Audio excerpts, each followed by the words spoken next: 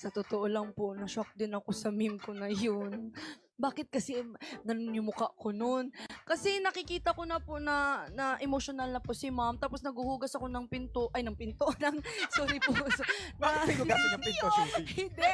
Naghugas ako ng hugas ng plato ba? Tapos ito, pabalik-balik sa harapan namin. As in, apat na beses siya nagbalik-balik yun. Tapos mag-voluntary exit ako, mag-voluntary exit. Mag-voluntary exit daw siya. Sabi ko, hindi siya pwede mag-voluntary exit. Gusto ko pa siya i-close. So ang ginawa ko na lang, pumunta na talaga ako sa gitna. Kasi parang magsusuntukan naman na sila.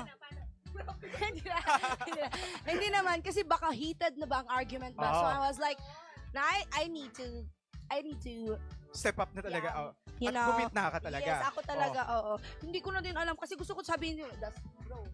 Yun yung plano ko noon. Tama na, bro. ganyan. Tama na, bro, ha?